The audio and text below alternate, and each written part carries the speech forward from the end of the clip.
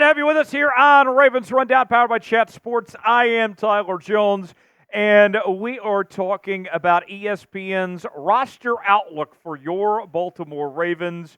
They went through all 32 teams across the National Football League, including Baltimore, and gave a ranking and analysis and projected the starters for every team. And ESPN ranked the Ravens with the third best roster in the NFL prior to training camp. We'll go over their thoughts and go over their starters, react to it coming up in just a bit. Before we do that, folks, if you want to piss off a Pittsburgh Steelers fan like Jack Sperry, the host of Pittsburgh Steelers Talk, then I need you to like today's video. If you recall, a few days ago, Sperry challenged us here on Ravens Rundown to get 400 likes on a video. Said, hey, we get it on Steelers all the time.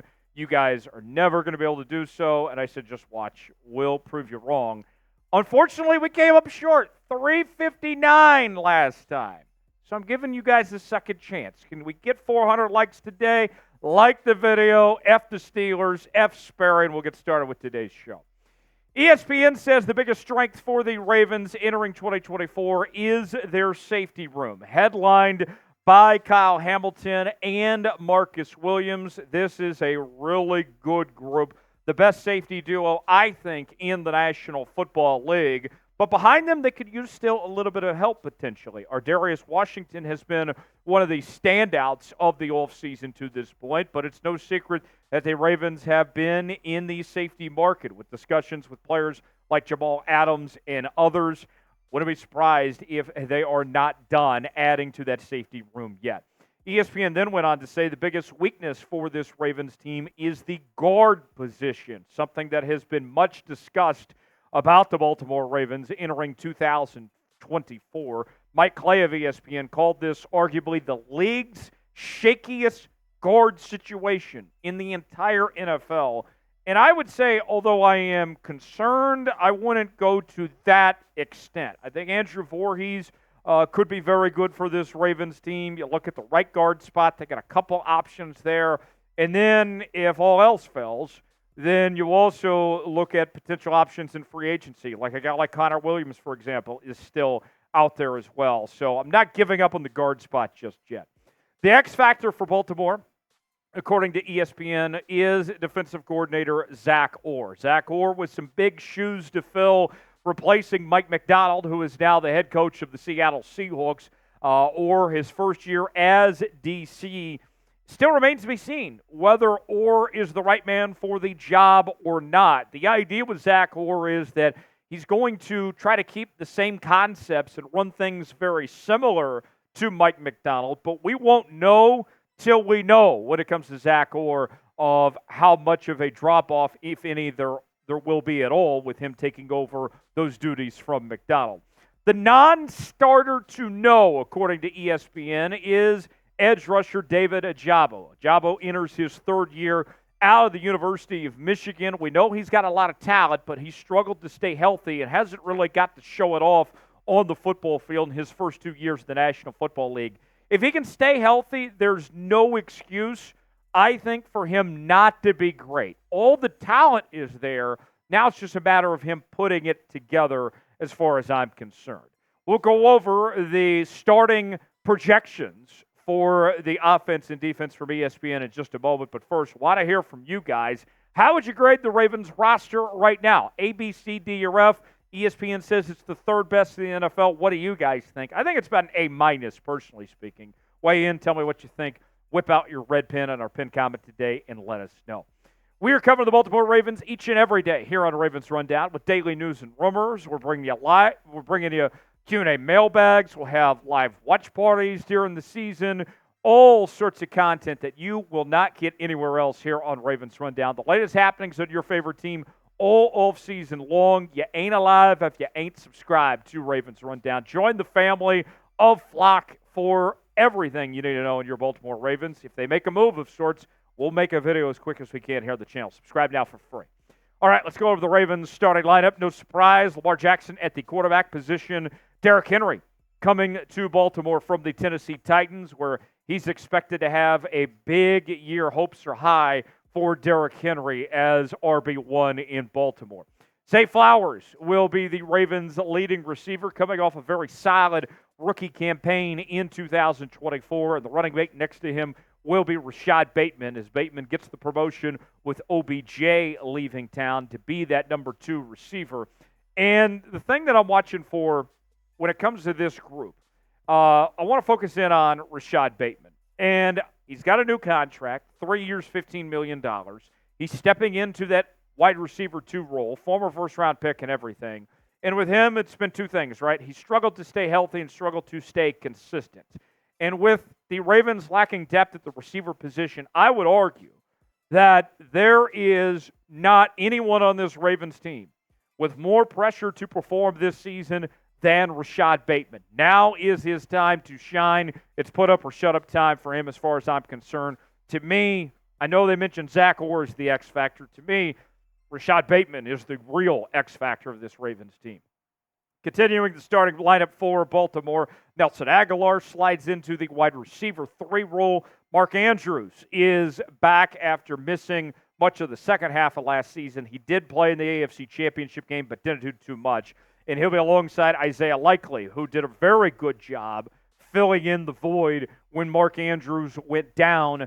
And now the next step is going to be for Todd Monken and this Ravens offense of finding ways to get both Andrews and Likely on the field together and get them both playing at a high level. Because Likely didn't really start to break out until Andrews was gone. We didn't see a ton of 12 personnel last year. I would expect to see more of it, especially with the lack of receivers here in 2024. The offensive line, Ronnie Stanley is back. He'll be your starting left tackle. Andrew Voorhees slides into the left guard position. Tyler Linderbaum, coming off a Pro Bowl campaign, is your starting center. Ben Cleveland will get a shot at the starting right guard position. We've seen Ben Cleveland look good with some flashes here and there, but now he'll get the opportunity to really prove himself. And then the rookie Roger Rosengarten is projected to be the Ravens' starting right tackle, the second-round pick out of the University of Washington. Now, I know that there's concerns about this offensive line and that people are nervous about this group, and rightfully so, if we're going to be honest with you.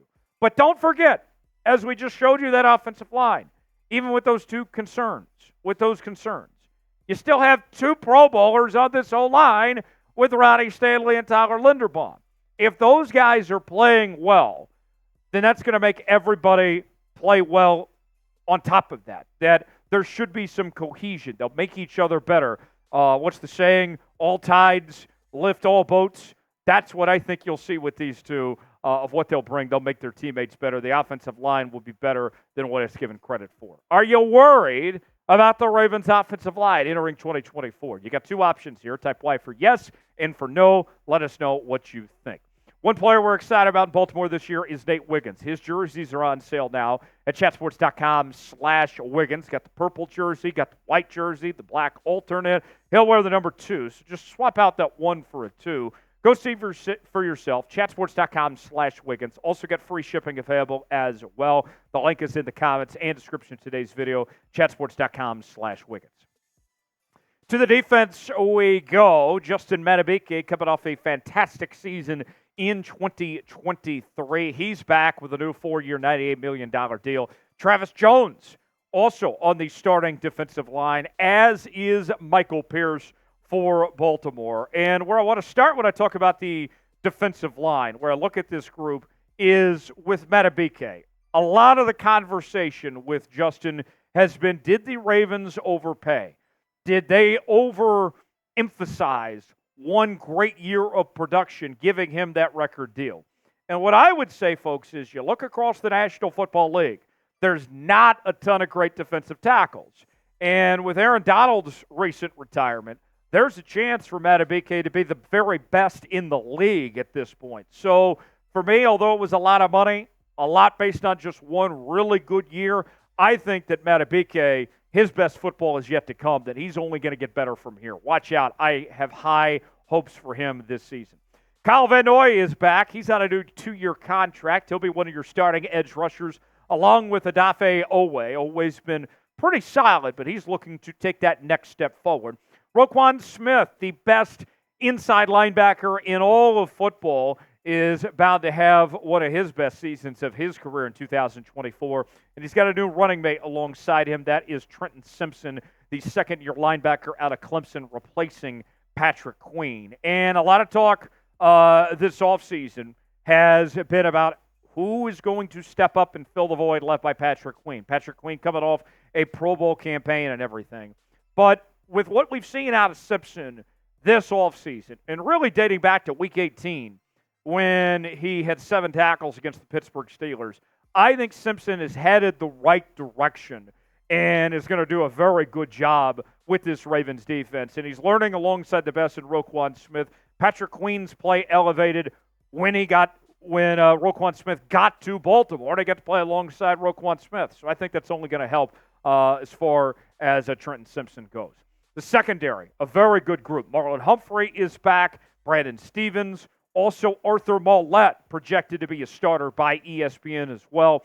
Marcus Williams at the safety spot alongside Kyle Hamilton as Kyle Hamilton enters year 3 in the NFL. And I got to say, a disagreement that I have with ESPN's projection here is Nate Wiggins not starting. I do believe that Nate Wiggins is going to be a starting corner week 1 for Baltimore. He's had a very good offseason. He's looked wise beyond his years at this point. I think that, honestly, you see either Humphrey or somebody like, to one of these other guys ends up at the nickelback spot, personally speaking, whether it's Marlon Humphrey or Brendan Stevens, and we see Wiggins starting an outside corner. I think that's what ultimately happens here, and Arthur Mollett's still used as your number 4 corner. But it's a good problem to have. They have multiple guys, and likely you're going to have injuries and such, and overall, this secondary is a very good group. It's going to be the difference for this Ravens team that's going to win them more games, I think, down the stretch. Will Nate Wiggins start week 1? I believe he will. If you agree with me, type fact. If you disagree, type fiction. Weigh in the comment section and let us know. If you enjoyed today's show, you want to piss off a Pittsburgh Steelers fan, like the video. You know what to do. I'm Tyler Jones. We'll see you next time here on Ravens Rundown.